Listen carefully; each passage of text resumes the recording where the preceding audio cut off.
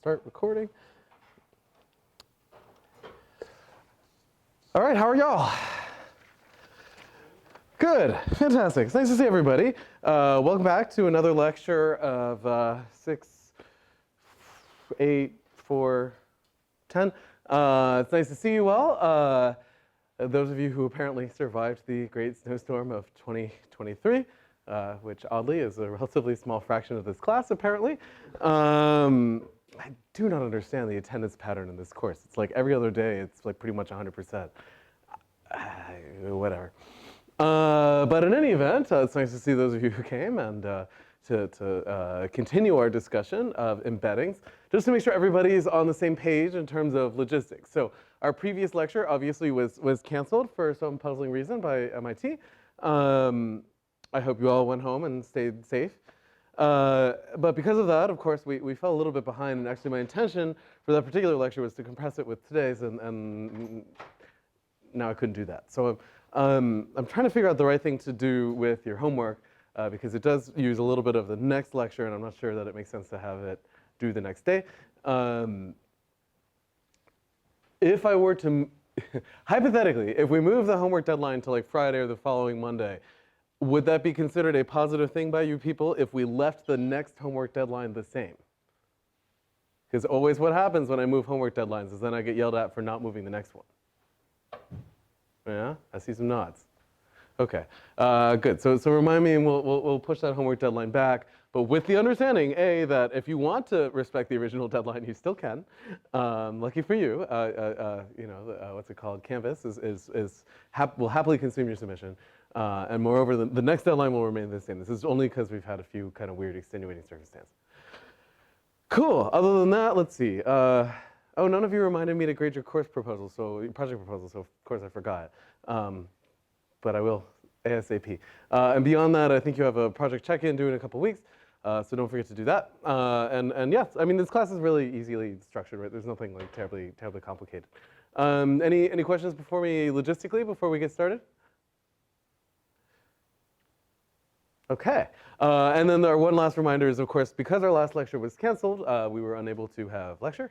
So I linked to you guys a video from a previous year, which covers more or less the same material. It was my plan to compress that with this one, but such is life. So I adjusted the course schedule just a little bit to account for that. And yeah, yes? Right, so just to be clear, is the content of this lecture the same as in the video, essentially? No, so the video that I linked is one that you are responsible for that we are not going to cover today. Yeah. Okay. Yeah, otherwise this stuff snowballs. You know, we're gonna have another snowstorm in like April or May, and then we're really in trouble. Okay, any other questions? Fantastic. So today, with that context in mind, we will be continuing our discussion of distance metrics and embedding. Luckily for all of you, even if you haven't watched that previous lecture, these are pretty much orthogonal. So that's okay. So the previous lecture, the one that I asked you all to view online, is essentially about the metric embedding problem, right? The basic idea here is that maybe as input, I'm given a big matrix of distance values. Like I have a bunch of points and I don't know where they are, but I do know the distances between those points. And now my task is to find an embedding in that space so that the distances between those points in that space are the ones that I prescribed in my matrix. Does that basic problem make sense? And what we show in that lecture is that this is not always possible. For instance, you can come up with a counterexample with just 4 points in Euclidean space where you have a totally valid distance matrix, like it has a triangle inequality and everything else, but no matter what dimension you have for your ambient space, there exists no Euclidean embedding of those 4 points that satisfies those distances, which is a little bit surprising, really. Somehow that's sort of counterintuitive. You might think that like if you have a finite number of points and high enough dimension, you can embed it, but that's actually not true. On the other hand, what you can show is that you can do pretty well embedding collections of points as long as you're willing to induce a little bit of distortion, like on the order of log n for the number of points, dimensions. And the lecture goes through a little bit of that.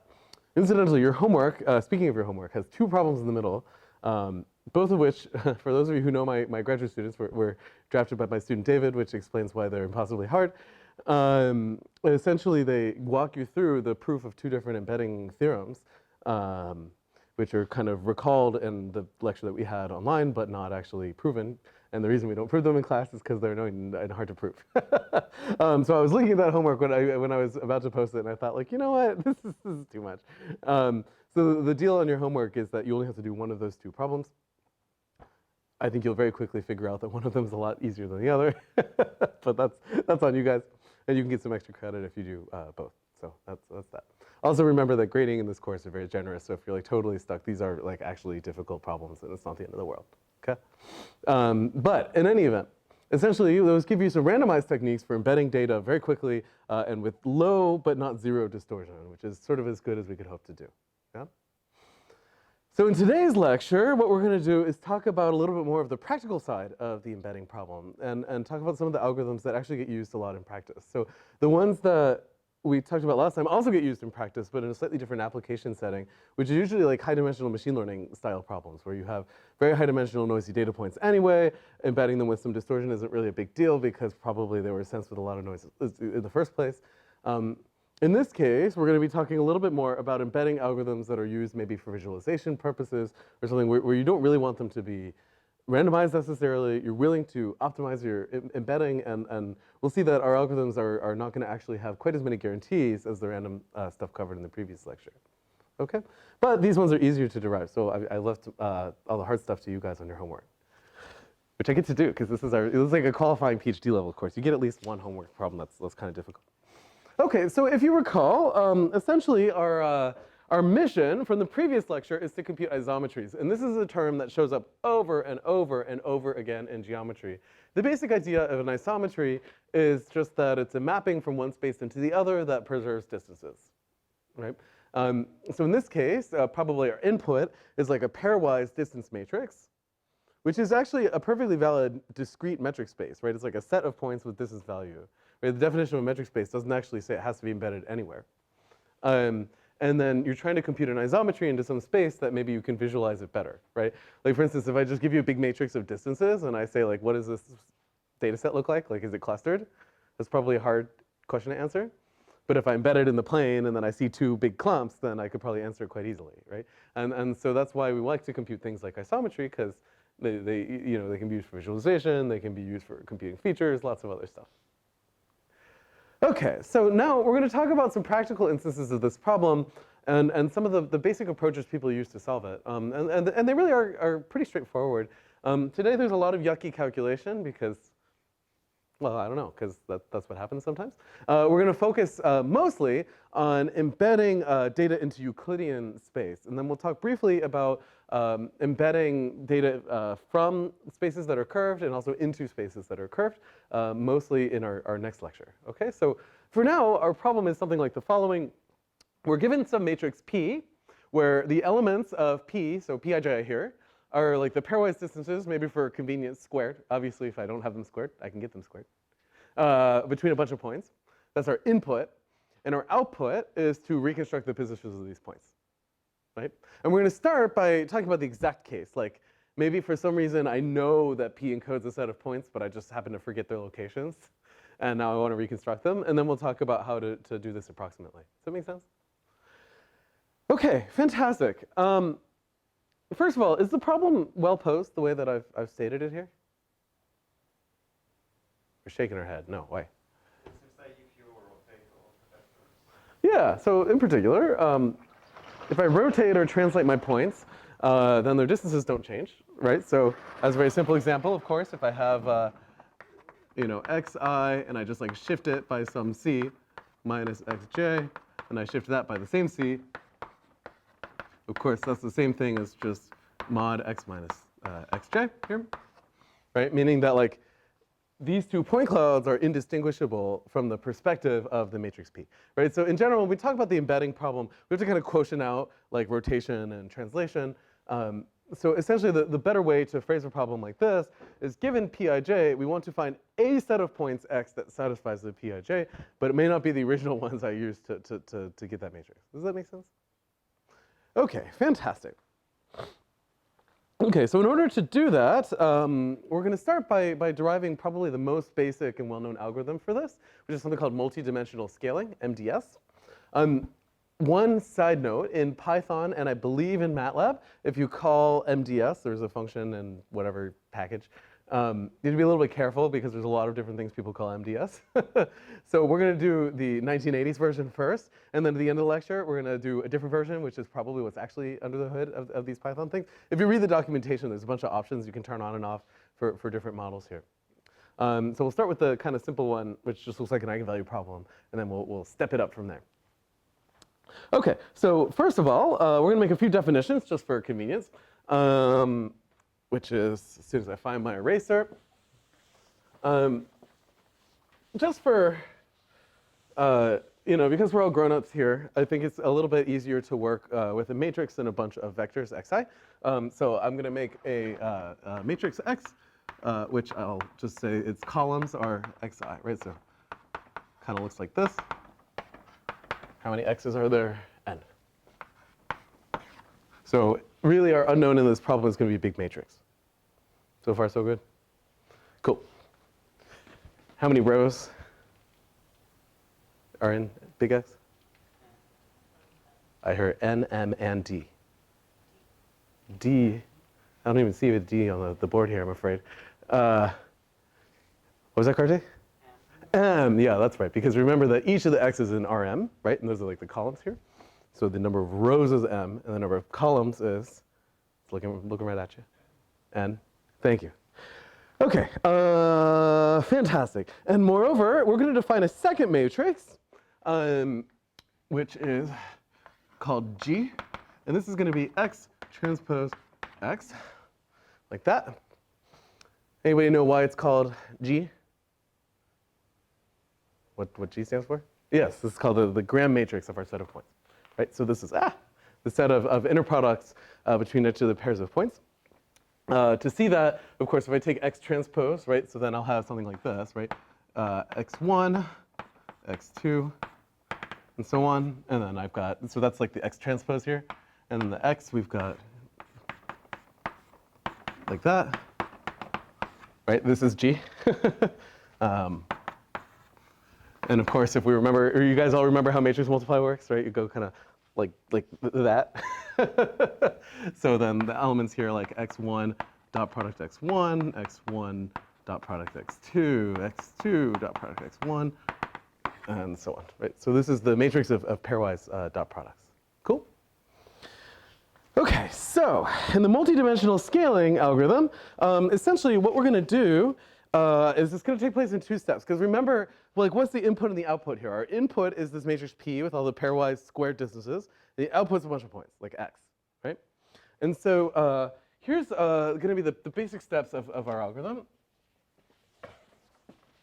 We'll kind of lay them out here, and then we'll fill them in some more detail. So step one is going to be get G from P. Right? So in other words, we're going to figure out that if we know the pairwise squared distances, then we can get the gram matrix for the same set of points under one assumption. And moreover, then we're going to get not G. We're going to get X from G. And these two steps together are often called multidimensional scaling, or to distinguish it from stuff we'll talk about later, sometimes people call it classical MDS. I always find this cute when people talk about like traditional or classical things that were invented in like the 1980s, but I digress. Okay? So these are the two steps of our algorithm. Now, in order to do step one here, we're going to make an additional assumption on our x's. In particular, remember that we only know the x is up to rotation and translation. Yeah? Like the best we could hope to do in this algorithm is something up to shift. And so because of that, one thing that we can do is we can make sort of an assumption that we're going to bake into our algorithm, which is that the sum over the xi's, remember the xi's are our unknowns in this problem, right? The known is the p. We're going to assume that this is 0. So in other words, we get to make a choice when we output our cloud of points. We can kind of translate it any way that we want. We are going to choose to translate it so that its center of mass is the origin. Okay? Now, this notation is a little cumbersome, so a different way to write it is that if I take the matrix X and multiply by the vector of all ones, hopefully we kind of remember that notation from previous lectures, what should this thing be equal to? Dustin, what's it equal to when I multiply? 0, that's right. that make sense, that these are equivalent statements about life? Nods, acknowledgement, like look up from our laptop for just a second, look at your instructor. Do we agree there's a 0? Okay, cool. All right, excellent. You people drive me crazy. Okay, so let's derive the 2 steps of this algorithm here, and we'll see that it's really relatively straightforward. Okay, so step 1 here is that we're given this matrix of pairwise distances, and we want to get the Gram matrix. And we're going to do that with some linear algebra sleight of hand here. So we'll start with the thing that we know, which is P, like that. And in particular, let's take a look at the elements of P. So Pij here, of course, that's the distance between xi and xj squared by definition. And basically, in this class, anytime we see an expression like this, it's like screaming out to us to expand the square. Like we can't help it. Yeah. So in particular, this is maybe xi dot xi plus xj dot xj minus 2 xi dot xj. And that's awfully convenient the way I've written it there, because of course, what was our goal? Our goal is to get g from P. And what are these 3 things? What's the first one? G on the diagonal entry of G on I. Yeah, that's right. So a different way of saying that is gi I. What's the second term?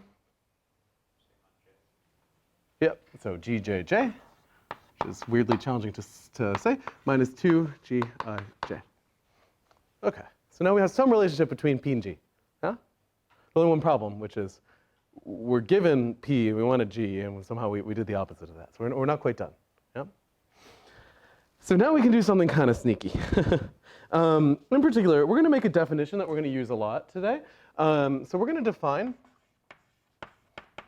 a matrix we'll call J, and we're going to say that J is equal to the identity minus 1 over n times 1 transpose. Okay. So let's think for a second, like what is this matrix? Right? Like why did Justin write this thing down? Yeah? Anybody have any idea? Anybody new?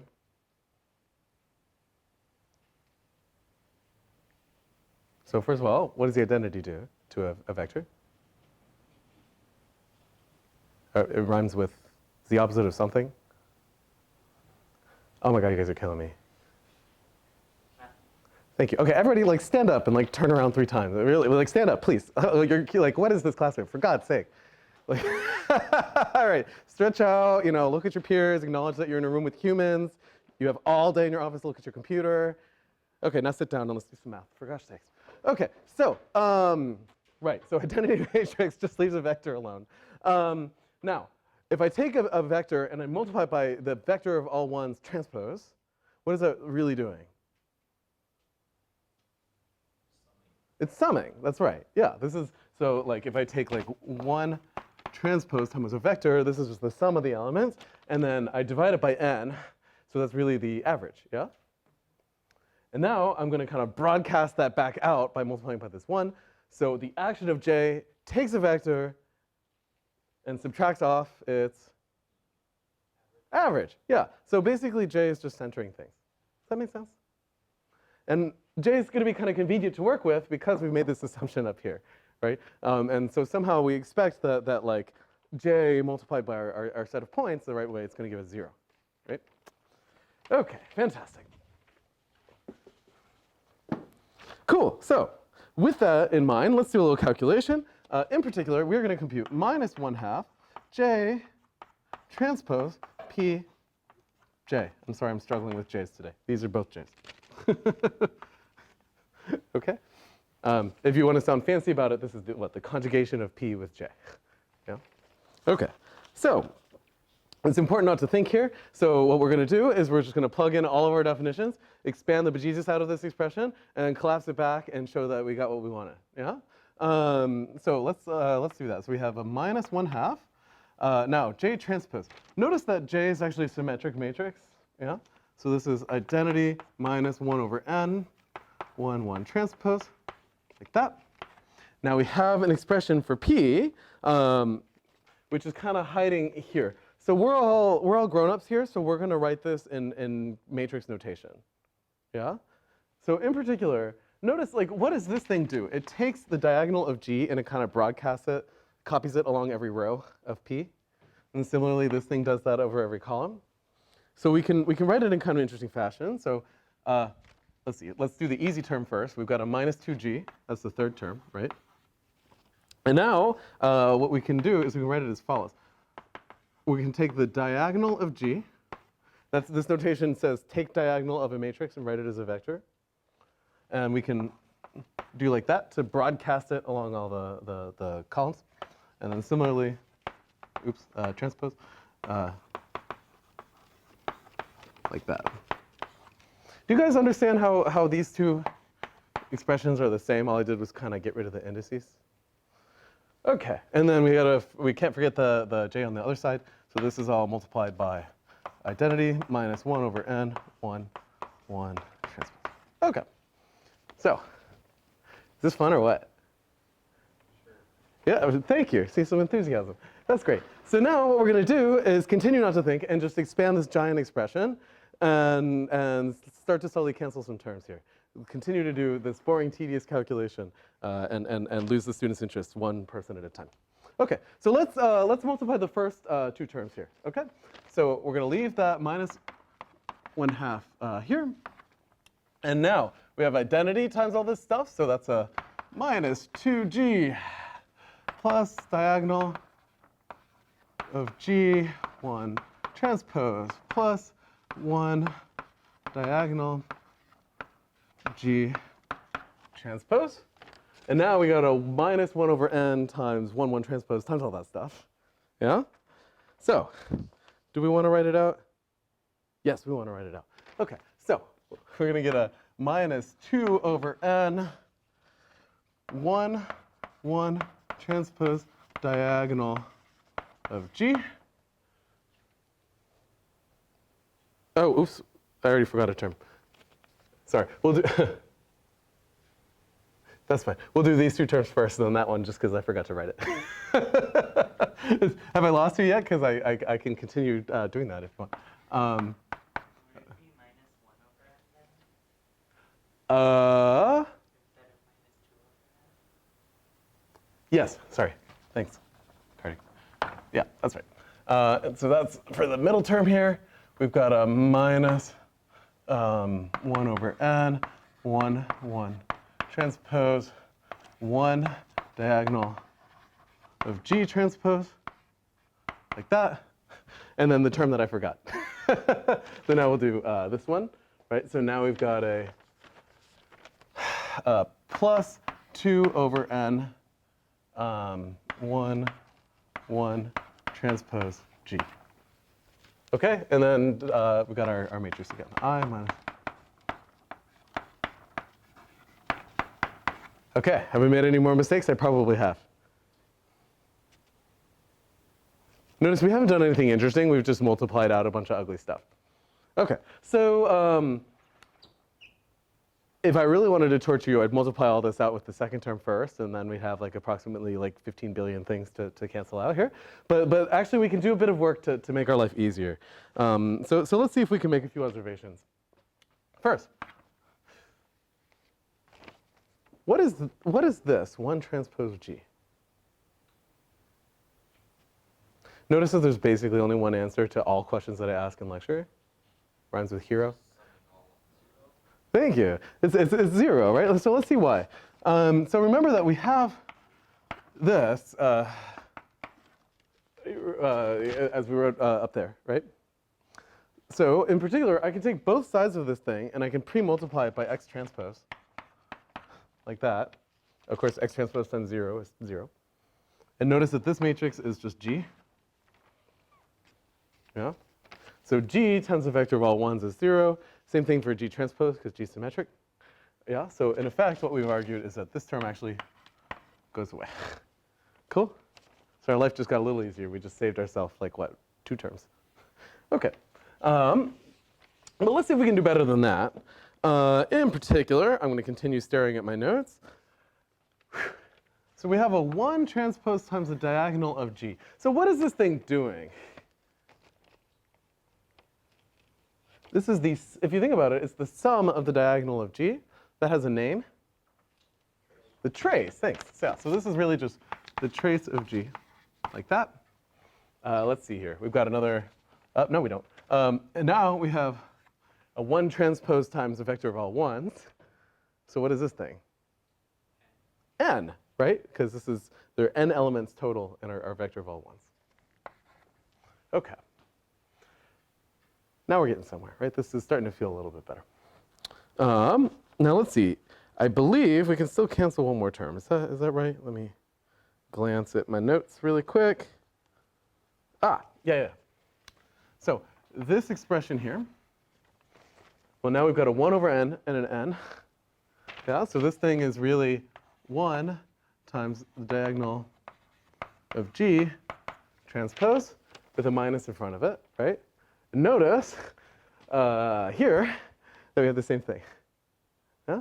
So now, actually, these two things go away, and we're left with basically just 3 terms, right? The minus 2G, the diagonal of G times 1 transpose, and then the third weird thing, which is the trace of G times 1 transpose by n.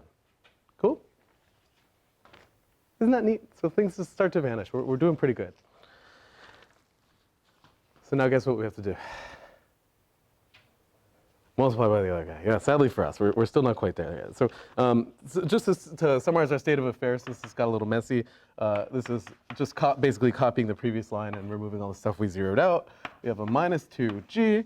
We have a diagonal of G times vector of all ones, transposed minus a 1 over n times the trace of G, 1 transpose, and then all that times this remaining piece here, like that. Cool. So these are the same expression. I just removed all the zeros. This is tidier, I think. Okay. So now, what are we going to do? We're going to multiply this whole damn thing out. I'm schwitzing here. Okay. So when we do that, let's see. First, we'll do the one where we post multiply by the identity because that's the easy one. Yeah. So let's see. We'll leave that minus 1/2 on the outside for now. We've got a minus 2G plus diagonal of G times 1 transpose minus 1 over n trace of G, 1 transpose. Notice I just copied. Okay, and now I have to do this whole thing, but I have to post multiply it by 1 over n times this weird term here. Okay, so let's see if we can simplify a little bit on the fly here rather than writing a bunch of stuff and then writing zeros. So we've got a G times a vector of all ones. So what am I going to get? 0. Bingo. See, this one, he's quick. You guys you gotta pick up the pace here. Okay, we've got diagonal of G, vector of all 1, transpose, times a vector of all ones. Remember what that value is? N. That cancels the 1 over n. Yeah. So at the end of the day, I'm going to get minus the diagonal of G. Now we've got 1 over 1, like that. Right? So that's the middle term. Okay. And then the third one. Now this is the kind of annoying one to write out. So we've got, I guess, plus 1 over n trace of G. Now we have a 1 transpose, 1 transpose,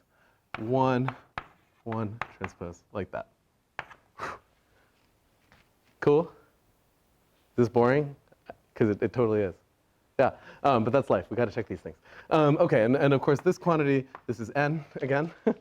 Yeah. So notice we're getting somewhere, right? So this is really just we can get rid of the 1 over n here. And put it like that. Moving a little fast, and I haven't been looking at my notes, so there's high chance that we're going to have to go back and fix some missing sign. Yes? Oh, I'm sorry. You're absolutely right, Zoe. So there was a 1 over n here, there's 1 over n there. We got an n factor there. So this is 1 over n. All right. What other mistakes did I make? Only that one. I'm pretty proud of myself. That's great. Okay. let's make sure that I agree with this. So we have a diagonal G. Yes, yeah, we do. Okay. Now what? Yeah, now presto changeo, we get the solution we want. Yeah. So in particular, Matthew tells us, Matthew tells us that we can cancel these two terms, right? They're the same, I think. Yes.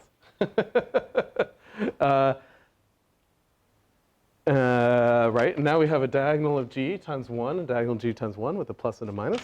You can cancel those two. Okay, and what are we left with? G. Ta-da! Okay, so we did a bunch of useless algebra, and eventually we showed the result that we want, which is what? That if I take P and I center it, which is the same thing as conjugating with J, yeah, then what we got at the end of our big giant calculation here is G, which is what we wanted to begin with. Does that make sense? Yeah, so this is just a boring calculation. It's one you kind of could have guessed, right? Nothing terribly exciting happened. It essentially said that like pairwise distances and dot products are kind of closely linked to each other. A different way that you can derive this thing is by kind of like starting this relationship up here and then doing some version of Gaussian elimination and arguing that you get that expression. But yeah, they're all the same. Okay, any questions so far about our nasty, boring calculation? Yes, Carter. Actually, never mind. Sorry. Cool, done, check. Any other questions? Or Tim? Right, so with that, so remember our algorithm takes place. I guess I'm confused about how this makes, like, how this can be possible in relation to what you said last time about, or sorry, in the video lecture about how sometimes you just can't. It's a fantastic question. Yeah, so in our previous lecture, we told you there are plenty of sets of points, or rather plenty of discrete metric spaces, like matrices with triangle inequalities that you can't embed. And so the question here is like, why the hell are we doing this? Because we know that it's not going to be successful. The answer is you're absolutely right. But remember that an assumption of our algorithm so far is that you will be successful. So we have this totally made up problem so far, which is we're given a bunch of points in Euclidean space. That last part is key. We know their pairwise distances, but we kind of forgot where they came from, and now we want to just reconstruct. It's a made up problem because it's our sort of warm up, and then we're going to show how to approximate stuff with this later. Good question. Yes? So is that, like, is the assumption that we made we assume that the sum of the entries is 0? Is that only true if there's an exact solution, or like where did the assumption come from? That's a good question. So like, the story's a little bit convoluted, right? We had a bunch of points, we computed their pairwise distances, we forgot the points, now we're trying to find them again, right? And you're absolutely right, we can't find them, we can only find them up to translation. And so we're just going to say, we will find the translation of our points xi that satisfies this condition, which we know we can do. In other words, like if I took the original input data and I subtracted off the average, that's what I would have gotten. Yeah. It's a weird fishy story. We're sort of doing our algorithm backward here. Okay. This is fun to look at, and it makes me feel like a very grown-up mathematician, but is it okay if I erase the board so we can do step 2 here? Okay. Fantastic. So far, we've done step 1 here, which is given P, we can get the grand matrix G. Now we have to argue that we can get our embedding from the points, from the matrix G. Luckily, this part is a lot easier. Actually, they're both easy. Like, this one involves less writing. Okay? Okay. In fact, I bet we could fit it here because I'm lazy about erasing. Just ask Mark in the previous lecture. Okay, so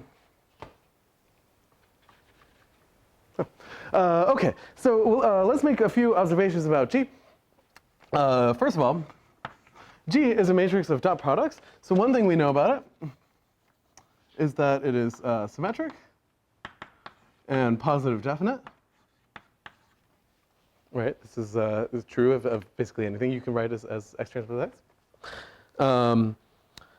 Moreover, by the way, for what it's worth, the rank of G, we can actually say something about. It's kind of upper bounded by the min of m and n.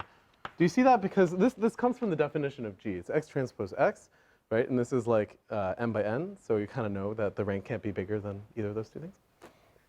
Okay. So anytime you see a symmetric matrix, like in your everyday life, you're walking down the infinite corridor, you come across a symmetric matrix, what should you do with this thing? Thank you. You should apply the spectral theorem, right? You should compute its eigenvalues. It's like the thing that one does to symmetric matrices for this semester. In our next semester, when I'm teaching numerical analysis, we're going to compute Cholesky factorization. That hasn't really come up yet. Okay, but in any case, right. So the spectral theorem, everybody's favorite theorem from undergrad linear algebra, where they state it, they don't tell you what eigenvalues are or why you would want them, and they also don't prove it, is actually quite useful in this particular context. And what it tells us is that we can factor G equals Q lambda Q transpose, where lambda is a set of eigenvalues and Q is a set of eigenvectors. Yep. And in particular, we can kind of eliminate the zero eigenvalues from lambda if we want. So we can think of Q as having more rows than columns. It's, if you don't want to, it actually doesn't really matter for today, but just fun fact, you can do that. So in particular, we'll assume that the columns of Q are orthonormal. When I say columns, when I say assume, I really mean like this is true just by definition of eigenvector here. Yeah? I guess there's a slight assumption here, which is if you have a repeated eigenvalue, you orthogonalize, but whatever. Does everybody agree that because G is symmetric, I can do that? Moreover, what do I know about lambda because G is positive definite, or positive semi-definite at least? Yeah, it's a bunch of eigenvalues that are all greater than or equal to 0. Okay, so for our next part of our problem, notice that like this already kind of suggests what we're going to do. So Dustin has made the brilliant observation that lambda is positive. So in particular, this is the same thing as Q times the square root of lambda times the square root of lambda times Q transpose. Remember, lambda is a diagonal matrix. Now remember, like, what are Gram matrices? They're a bunch of inner products. and now kind of notice that like that's exactly what we wrote down here. Yeah. So in particular, we can write an embedding. We'll call it x bar. And it will be the square root of lambda, oops, not Q, sorry. The square root of lambda times Q transpose, so just like the second half of this expression. Notice actually just by what we wrote here, that x transpose x bar transpose x bar is equal to G, yeah? Notice that we're done. Right, because we got the Gram matrix from our pairwise distances. We now found an embedding whose columns obey our Gram matrix. So we're golden, yeah? Isn't that cool? Okay, right, so this technique is called multidimensional scaling. And it's basically a method for recovering an embedding from pairwise distances. Now we should go back to Kardec's question for a second, which is like this problem that we defined is totally useless, right? Like we started with this weird assumption, which is that P actually came from pairwise distances, and we just like forgot them for some reason in Euclidean space, and this gives us sort of a formula for recovering them, right? But like there's very few applications in the real world where that's really true. But the reality is that people apply this algorithm all over the place, just ignoring that assumption. So essentially, you could do exactly the same set of steps, right? You could take a pairwise distance matrix P, which may or may not come from actual Euclidean embedding, and just do this while you have your eyes closed. And what you'll get is an embedding that is close to approximating your distances, right? Like we kind of know that eigenvalues and eigenfunctions are kind of stable functions of perturbation under certain assumption.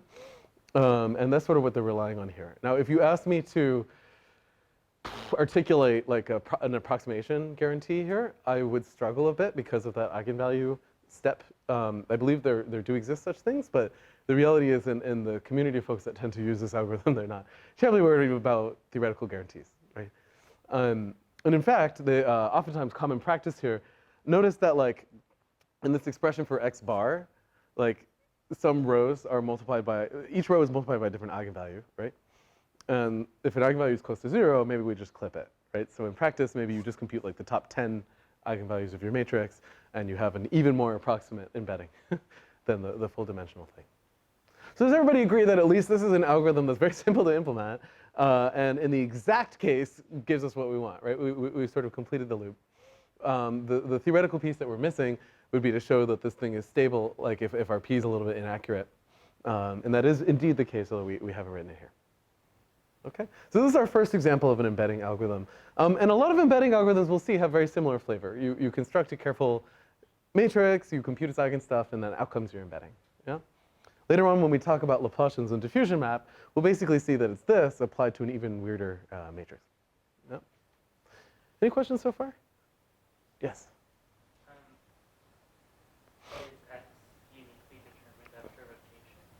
It seems like you Ah. can rotate it, but this seems to like deterministically give you a single X. So how does it choose? How does it choose? Yeah, that's a good question. So like, we took care of translation, but we didn't take care of rotation, right? Yeah, so I believe, let's see, I always get this explanation garbled. Right, so this expression gives us an embedding. It doesn't say that it's the only embedding, I think is the right way to phrase it. I believe what can happen here is you get repeated eigenvalues, but I could be wrong. I'll have to think about it. I don't know, I'm bad at thinking about it live, so give me a few minutes. Probably in the middle of the next proof, I'll tell you why. Yes? For non-repeated eigenvalues, you can also have like a sign flip. Yeah, that's absolutely right. So and notice that things like sign flips, orthogonal transformations don't, sign flips certainly don't affect eigenvectors.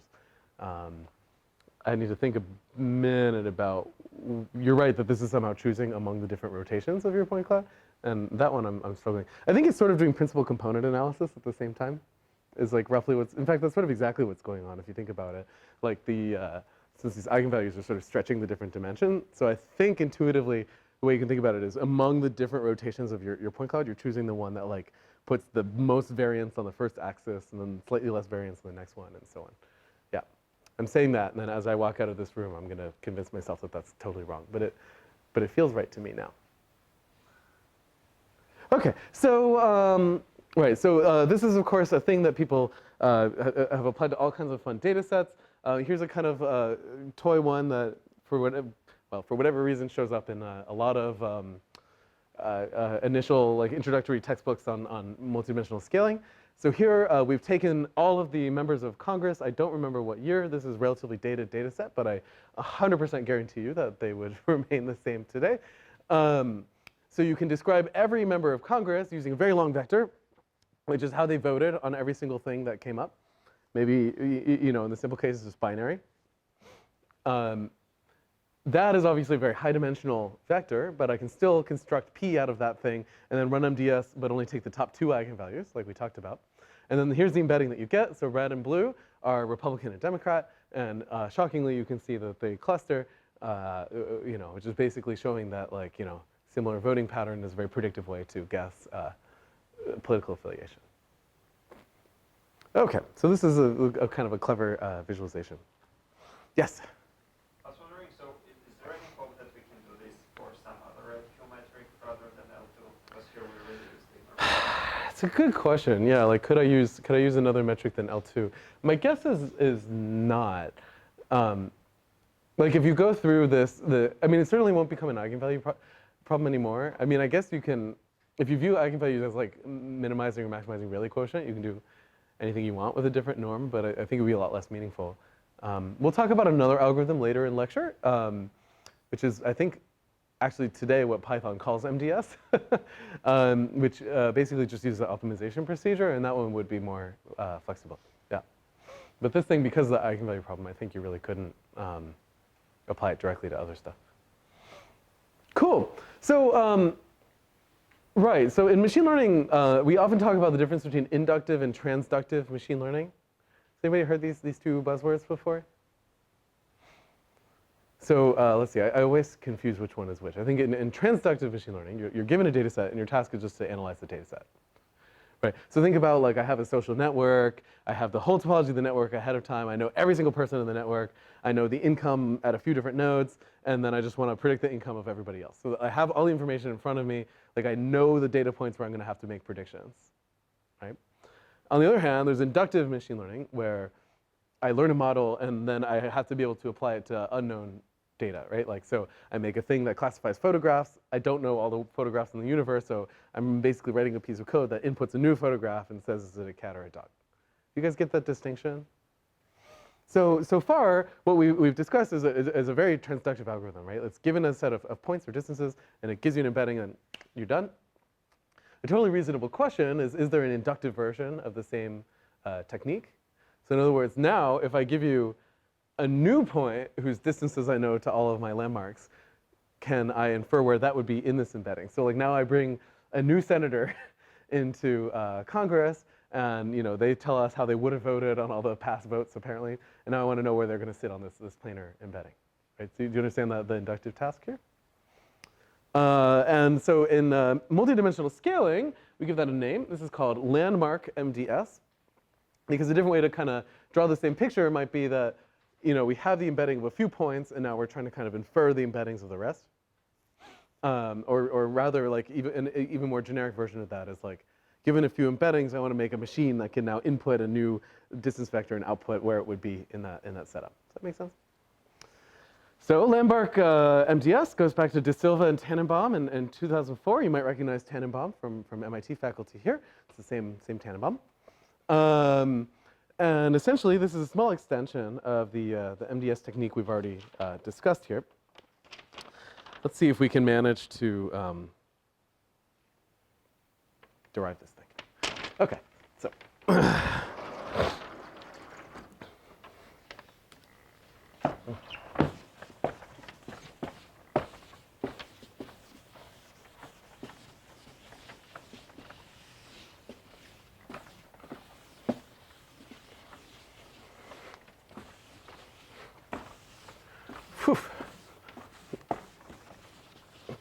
Okay, so basically the way that landmark MDS works is kind of sneaky. Like we're going to start with our formula that we have for x bar here, and we're just going to write like a weird equivalent version of it that we could use to inductively guess where other points would go. That's going to be the overall strategy, okay?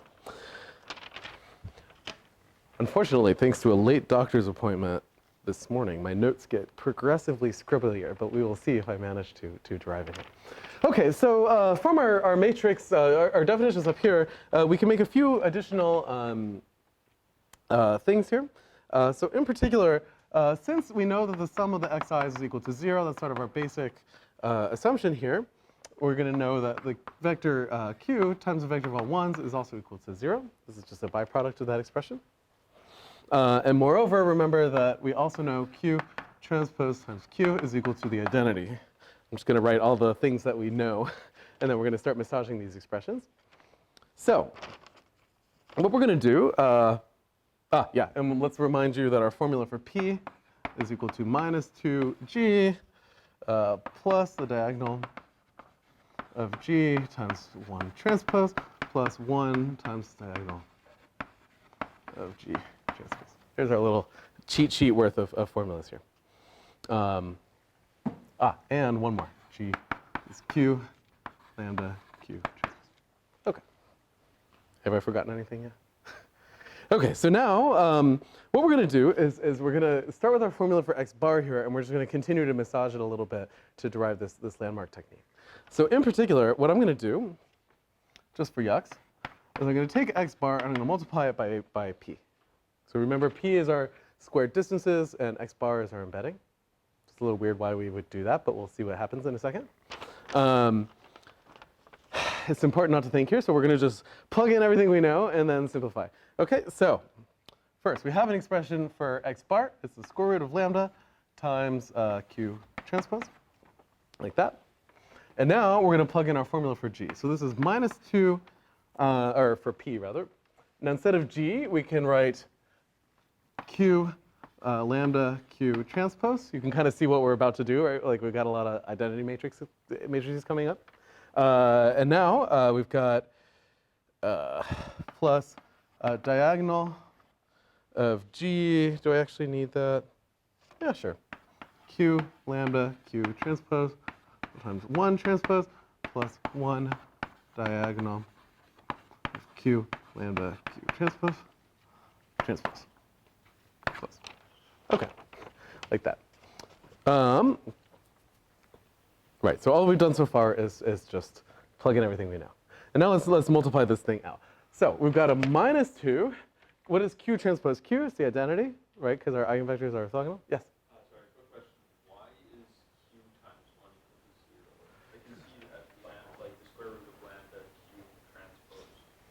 Uh, But I'm not following why. let's see here. Because we have x times 1 vector equals 0. Oh yeah, that's right. So I guess this should be that, right? Because if x is times 1 is 0, this thing is a diagonal matrix of non-zero stuff. So if we take that multiplied by all ones, then we better get 0. Aren't there like a bunch of 0 eigenvalues? Oh yeah, remember that we're not going to include those. We're thinking of Q as having more rows than columns. Yeah. Okay. Right. So if we multiply this out, the Q transpose Q is identity. We've got square root of lambda times lambda. So this is a minus 2 lambda to the 3/2. And now we have Q transpose that's left, like that. Okay, and then we have, remember that this thing is really x bar. So we can just, for now, we'll say x bar times diagonal. In fact, turns out there's not much we can do, so we'll just call that G times 1 transpose. Yeah. Sorry, I forgot the transpose there. But notice that we have Q transpose times 1 here. So that's 0, so that third term goes away. Cool? There's like a bunch of algebra magic that goes on when deriving MGS formulas. It's kind of fun. Okay, so one thing that we can do, notice we have an x bar here and an x bar on the left-hand side. So we're just going to rearrange this expression a little bit. In particular, we can write x bar times p minus diagonal of g times the vector of all ones transpose, like that, is equal to minus 2 lambda to 3/2 Q transpose. I just subtracted the second term from both sides, like that. Okay? And now, if we plugged in x, we can again write like that. Okay? So, why did I go to all this work? Unclear. The way like, it seems like we're just doing a bunch of tautological stuff here, right? We just keep rearranging. But we're almost done. In particular, now we can solve for x bar in a funny way by just moving this piece to the other side. Yeah. So in particular, what we get is that x bar is equal to minus 1/2 lambda to the minus 1 now, right? Because we've got a 1/2 here. X bar times p minus the diagonal of g times 1 transpose. Whew. Okay, so what's going on here?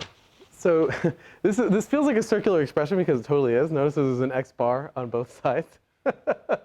But this is actually the sleight of hand that gets used to derive this landmark MDS formula here. So here's the basic idea: is we're going to just kind of interpret all the terms in this formula. In particular, we're going to leave these pieces alone. We're going to leave the diagonal of G alone, right? And then what we're left with is this thing P here, right? And what are the columns of P? What is P again? Remember, it's the matrix of pairwise square distances, right? So columns of P here are really like you take a single point and you compute its distance to all the other points. So here's what landmark MDS does. It's really sneaky. It says, let's say that I have a new point that I want to kind of figure out where it lies in this picture, right? I've already done my MDS. I don't want to change it. I just want to place a new guy there. What I'm going to do is leave this entire expression alone, but I'm just right here in this P, I'm going to plug in a different P, which is the distance of my new point to all of the old ones. And then this weird expression here just gives me the embedding of where that should be among all the existing points. Now, again, have we proven there's like a good approximation quality here or anything like that? We just did a bunch of algebra and like guessed the formula? No, but one thing you can convince yourself quite easily is that at the very least, if the new point we get happens to be identical to all the old points, or one of the old points, it's very easy to show that like it gets placed where it started, which is a good property to have. Okay? So in any event, these old embedding algorithms, they didn't have very much in the way of like theorems attached to them in terms of distortion, but they are used a lot in practice, so they're worth being aware of as things that people use. And they're also relatively efficient. That make sense? Okay, so as always, I've talked too much, but we're going to try and squeeze a totally different technique for embedding into the last little bit of lecture. I'm guessing we may have to continue next time because this requires even more nasty algebra. I hate this little branch of geometry. After this, we go back to things that are like really elegant again. Notice that like somehow we were doing differential geometry for a while, and we've like stepped sideways to metric geometry, which is somehow much uglier, and then we're going to step back into differential geometry. Okay. If I asked all of you guys as like modern PhD students who aren't in the 1980s to come up with an embedding algorithm, I don't think you would come up with MDS, right? Because this is like somehow, it feels a little tautological. It's not clear what it's minimizing, right? Like it's just like an embedding thing that happens to work if you have an equal sign for all of your data. But of course, real data never has that property. Now these days, you all are equipped with like PyTorch, right? So probably your inclination would be to like cook up some loss function that is given an embedding and trying to approximate a distance matrix, and then minimize that thing. And indeed, that's like a totally reasonable approach, right? And in fact, later on, when we had just enough computing power to do that, beyond solving small eigenvalue problems, that was sort of the next thing everybody did, which was to just cook up some nonlinear, non-convex optimization problem for finding distances, embedding distances rather, and just try to optimize it. Okay? And in particular, there's one well-known technique, which is the thing that I think is actually called MDS in Python and MATLAB. And I actually understand why, because it has the world's worst acronym. I don't know what they were thinking when they wrote this research paper, but this is scaling by majorizing a complicated function, or SMAC off, which was proposed in 1977 originally, but really only kind of came into popularity a lot later than that. And now we are all stuck with this horrible acronym, which is why I think it's been quietly replaced with MDS. Okay? But this model, sometimes we call it stress majorization, is a different euphemism for the same name here. I think, from my perspective, is sort of the most natural one. Like, if I asked an undergrad to cook up an embedding algorithm, at least a very modern undergrad that's used PyTorch, I think this is what they would do, right? Which is you're given a matrix D. Now we're going to think of D as distances, not distances squared. So we have a D naught, in fact. And our variables are a bunch of points, xi. So if I want the distances between my points to resemble the D's, I subtract the two, and I square, and I optimize. This like feels completely reasonable. And that's because it is. And in fact, this is exactly what stress majorization does. Now, first of all, the problem is I've written it here feels very innocent. Like it's very tidy. It fits in this nice red box. Is this like a nice optimization problem? Like for instance, is it convex? Yeah, no. So you all are shaking your head, and you're absolutely right. This feels like a non-convex. It feels like a convex problem because there's like norms and squares and things, but they're composed together in such a way that makes it non-convex. Because of this, once again, it becomes very difficult to prove any theory about this particular technique. But we'll see that it has a really elegant optimization algorithm, which is why I think a lot of people use it in practice. Okay, so does everybody understand the objective function here? And incidentally, I think it's completely reasonable to use gradient descent or Newton's method on this thing. You don't necessarily have to use the algorithm we're about to derive, although in practice I think it's a lot faster because it's very kind of tidy what we're going to do. There's a lot of structure hiding in this formula here. Okay, so what are we going to do? A bunch of nasty algebra, because that's what we're doing in today's lecture apparently. This is really torturing your instructor. Okay, is it okay if I erase MDS? There's probably a sign mistake in here somewhere anyway. Okay. So, what we're going to do is we're going to keep massaging this SMAC-off objective function into a really clean form. And it's only going to be clean because we're going to hide all the nastiness in a function we're going to call B. So what's going to end up happening, this is an example of an algorithm that majorizes your objective function, which sort of means that it's going to kind of over-approximate it with something convex. Is secretly what's going on, but we're just going to do the special case rather than the general one. And it looks a little something like this. So here's our objective function. We've got the sum over ij, d naught ij, minus the distance from xi to xj squared, like that. Okay, so this is hopefully the same. And anytime we see a square like this, our inclination should once again be to expand it, right? So notice that, of course, the first term here doesn't involve any optimization variables, just a constant. So we can just say constant, like that. The second term, in fact, let's do this thing squared next. So we're going to have sum over ij xi minus xj squared, like that. Right, so that's the second one multiplied, and then we have a cross term. And the cross term looks like minus 2 sum over ij d not ij xi minus xj, not squared, like that. Okay, so all I did was expand the square there. Notice from this expression, it kind of feels a lot less convex because there's a minus sign in front of the norm here. Okay. So what we're going to do is we're going to take our expressions here and we're going to write them in a very clean kind of matrix way. So we'll label this guy number 1 and this one number 2. And now let's keep massaging these things just for fun. So let's start with 1. So just similar so remember this is just the sum of all the pairwise distances squared. We can, once again there's a square, so we should expand it. Yeah. So we're going to get the sum over ij, and for fun, let's use our grand matrix notation. Like that, right? We derived this before in lecture. Okay, so notice that this is like the sum over I and j of gii, and similarly gjj, right? So if you think about it, both of these gives us the same thing. So we get a 2. This is like the sum of gii, which is the trace we argued before. So this is really, sorry, where's my notes? 2n times the trace of g, right? That accounts for the first 2 terms. Does everybody see that? I'm moving a little fast. Okay. And then we have a minus 2 times the sum over ij of gij, like that. Just left over from before. Okay. And for fun, we can switch this to matrix notation as well. So a different way to write this is 1 transpose G1 is this fancy notation for the sum of all the elements in G. This is a 1-by-1 matrix, so it's equal to its trace, like that. And one property we know of traces is that we can cycle products around, right? So this is the same as trace G1, 1 transpose, like that. Okay? Now, why did I do that? Well, notice that like I've got a trace of G basically times the identity matrix. And I've got a trace of G times some other stuff over here. So now I can factor. Is that sneaky or what? You guys are not nearly as enthusiastic as I am. It's just killing me today. All right, so fine.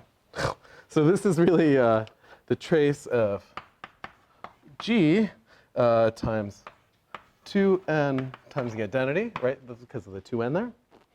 And then we have a minus 2, 1, 1 transpose, like that. This is so funny. Like I've taken this expression, which I think is totally natural. It's just this pairwise sum of distances, and written it in a totally cryptic, terrible way. I think this is just great. Okay, so now one thing that we know is that remember that G is really right. It's x transpose x for our embedding here. And once again, we can cycle traces around any way that we want. So we're going to say that this is equal to the trace of x v x transpose, where this entire thing we'll call v. Right? Notice that this is just a constant, so we can call it v. Cool? So we started with this middle term here, and we've written it in this kind of tidy fashion. If you're keeping score, you might notice that v is equal to 2 times n times j. So all the matrices from our previous derivation, so all our matrices are all linked together today. Okay. Any questions so far? So now we're going to do the same thing, but for this ugly term here. But we're gonna need to be the tiniest bit sneaky about it. Shocking, I know. So let's do that.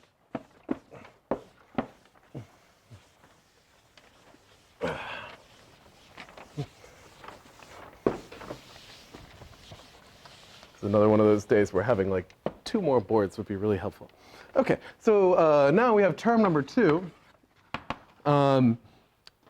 We'd kind of like an expression similar to this thing, but sadly for us it doesn't exist, right? Because we have norms and they're not squared. That's annoying. So what are we going to do? We're gonna totally cheat. So first of all, when I is equal to j in term number 2, what contribution do I get to the sum? 0, right? So it's okay to sum just over things that are where I and j are not equal. Okay? And moreover, for now, we're going to assume that all of our xi's and xj's are not equal to one another. We'll deal with that special case in a minute. Okay, so in particular, we can write a really funny expression. So we can sum over all I not equal to j. And we really like our norm to be squared, but it ain't. So one thing that we can do is say, okay, well, there's d not ij from before. I'm going to divide by xi minus, that's supposed to be minus, but I panicked, minus xj. And now I have a squared norm. I cheated. Okay, and that's okay so long as we remove the diagonal and we assume all of our x's are not equal to each other. Okay. So now we're going to take this expression and we're going to do basically the same massaging to it we did before. We just have to be careful to account for these coefficients here, right? So in particular, we're going to define a really weird matrix B, where we're going to say that Bij, which is a function of x, has the following property. It's equal to minus 2 d naught ij divided by xi minus xj. Notice that that's just the coefficient here. Yeah. If I is not equal to j and xi is not equal to xj, we'll go ahead and take care of that case while we're at it. We'll say 0 if I is not equal to j, but xi is equal to xj, because that we just want to remove that term from our sum.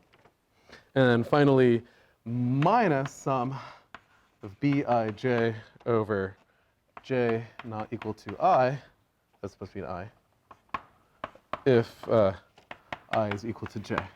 And that's accounting for the fact that our matrix, is when we expand, it's going to sum to 0. Okay?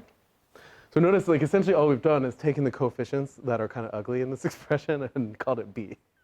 And the reason that we do that is that then this whole thing becomes minus 2 the trace of x b of x transpose. And I'll let you guys check that at home. Actually, now that I'm looking at it, I'm a little suspicious of the minus 2 here. But modulo the minus 2, I'm pretty sure this expression is correct. So I'll let you, hopefully you all trust me that you can do something like this. Is at the end of the day, essentially all I've done is say, well, this thing is quadratic so long as I ignore the non-quadratic part. And so I'm just going to stick all the non-quadratic stuff into this matrix of coefficients B, whatever it should be. I'm rushing a little bit because we've done a lot, like enough of algebra for one day. Okay? I can do it if you want. Everybody's like, God, no, please, just stop. Okay, fantastic. So, here's what we have so far. We started with our innocent-looking objective function, and we made it a lot worse. We expanded it into the sum of 3 things: a constant, xv, x transpose, and then this minus 2 xb, x transpose, where b essentially contains a bunch of like 1 over norm factors and d's. Cool? We can certainly do this. It's not clear why we would, but we can. This is an example of a procedure called majorization. Okay, so now for our next trick, we're going to take this expression and we say, like, we desperately want to solve quadratic optimization algorithm problems, right? Because like the minimum of a quadratic is a linear problem. We know how to solve those. And where is all of the non-quadraticness of our problem hiding here? B.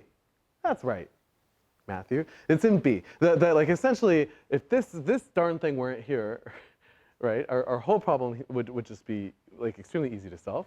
And so what the Smakov algorithm does is says, I'm going to pretend like this is a constant. I'm going to optimize everything else, and I'm going to iterate. That's the trick. And what we're going to derive is that actually is kind of kosher. It doesn't feel kosher, but it is. So, in particular, here's a little lemma that we're going to prove in 5 minutes or less. which is as follows. I'm going to define a function tau, which is a function of two inputs, x and a z, which is a thing I just made up. Okay?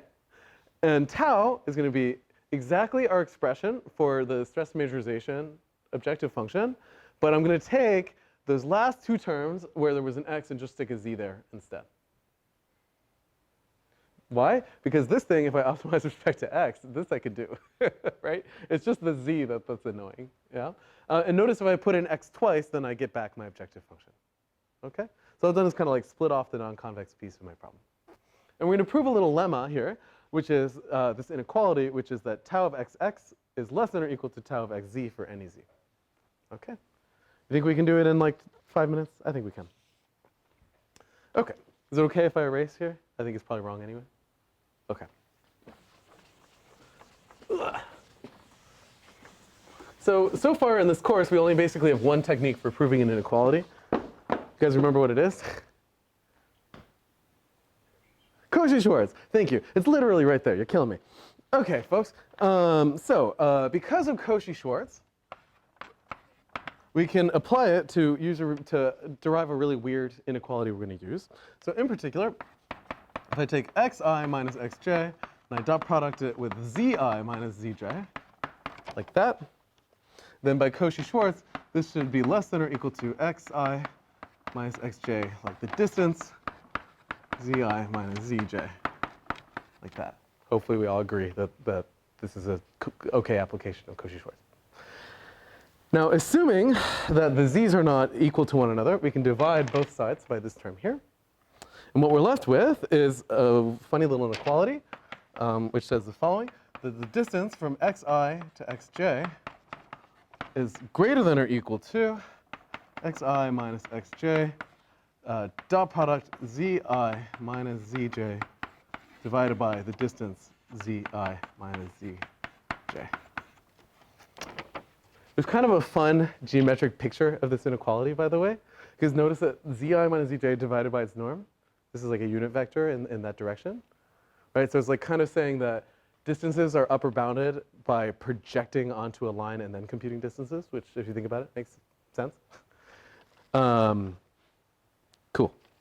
All right, so now let's derive our inequality. So notice that in our definition of tau, like the only thing that changes from xx and xz is this third term, so it's enough to just do inequalities over here. Does that make sense? Cool. All right, so in particular, let's start with the right-hand side. So we have minus 2 times the trace of x b of x, x transpose, right? So this is kind of like tau of x comma x. Okay? Now, what is this thing? Well, if you actually just reverse engineer the math we have on the top of the slide, you'll notice that this is equal to, kind of by definition, minus 2 times the sum over ij of d naught ij xi minus xj. Right? In fact, we did all of this work to derive that matrix B starting from this expression. So like this is certainly true. But, aha, now we have an inequality we can apply. Right? So this is greater than or equal to, oh, careful, there's a minus 2. There's a minus, so it's less than or equal, right? So we have a minus 2 sum over ij. We can write this matrix any way we want. So this is d naught ij divided by, zi minus zj times that dot product. Dot product. Like that. Okay? One thing that you can check is that this is exactly minus 2 times the trace of x b of z transpose. This is easy enough to see because the definition of b, again, contains all of the nonlinearities, like the 1 over z's. Like that. So we've actually derived our inequality here. So this is a direct consequence of Cauchy-Schwarz. Okay, so why did we do all that? Here is our final algorithm for stress majorization. It's actually extremely simple, and it's just in this yellow line at the top here, which is as follows. We have some estimate for our embedding. And what we're going to do is we're going to optimize this function tau. Remember that tau of x comma x is what we really wanted to optimize, but that's hard because it's not quadratic. So instead, we're going to optimize tau of x comma xk. So we're going to kind of leave half our problem fixed and just optimize the other half. Now, why the heck would we do that? Let me argue to you why this algorithm is actually kind of sensible. Because it doesn't feel sensible. But here's a thing. So let's say that I evaluate tau of xk plus 1, xk plus 1. Like that, right? We want to know like what's happening to our objective function as I iterate this thing. Yeah? Now, by our inequality, right, by the lemma that we just showed, which I removed, well, I can put in anything I want for the second input and it gets bigger, right? So in particular, this is less than or equal to tau of xk plus 1 xk by our lemma. Like that. Well, now we're cooking with gas, right? Because remember, like, what is the definition of xk plus 1 is the min over all x's of exactly this expression with this thing fixed. So in particular, if I put in any other x here, it would only get bigger, right? So this is less than or equal to tau of xk by definition of xk plus 1. Yeah? So what did I just show? Yes? It never worsens your estimate. That's right. Every step of this algorithm decreases our objective function. Isn't that cool? This is really sneaky. So essentially, all this algorithm is doing is it's decreasing everything. Moreover, on the slide here, I think we'll maybe skip writing out the algebra here. You can derive, just by taking the gradient and setting it equal to 0, the formula for xk plus 1 in terms of xk. And it turns out you can do it in closed form, that this is a particularly easy matrix to invert.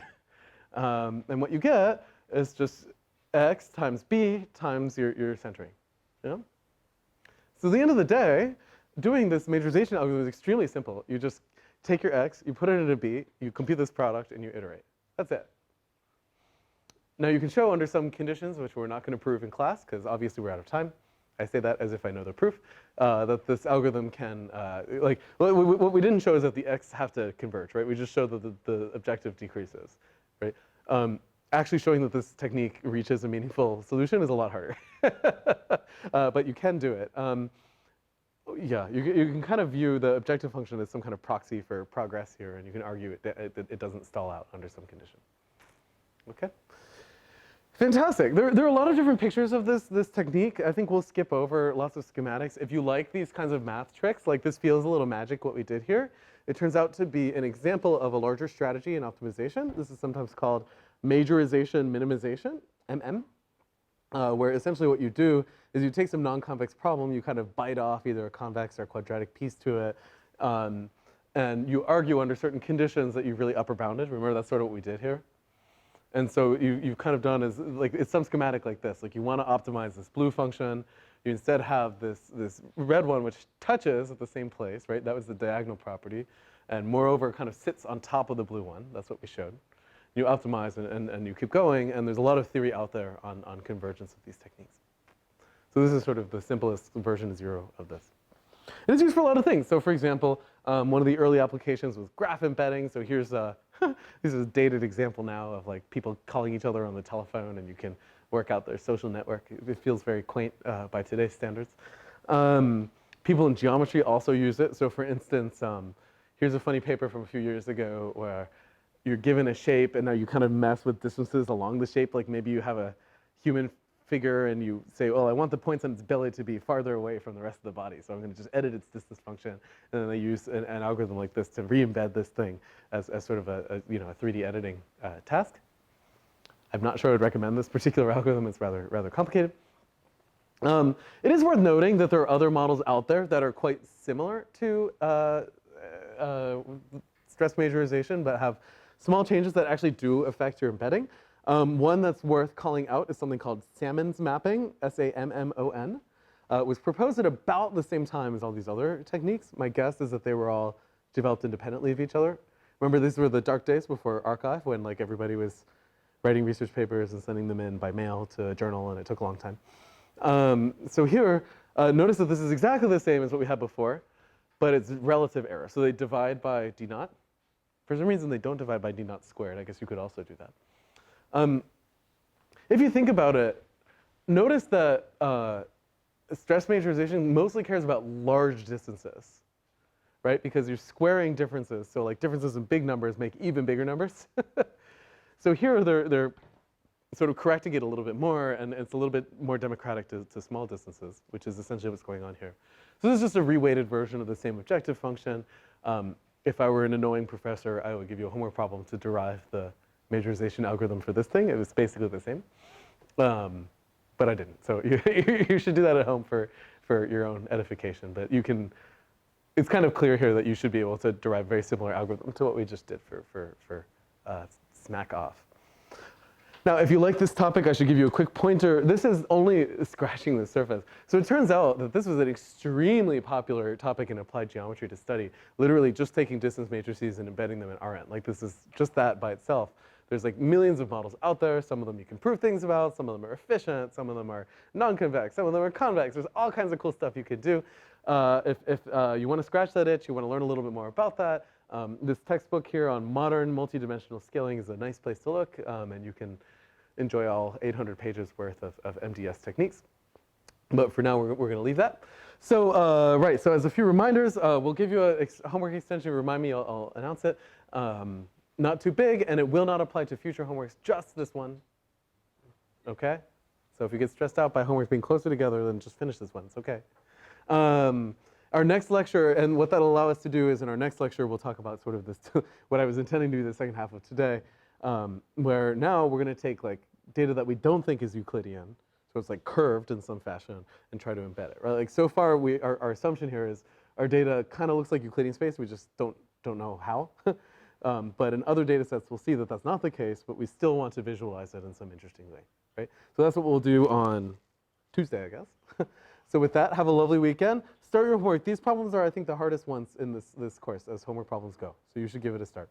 And with that, I'll see you next week. Okay, let's stop this thing.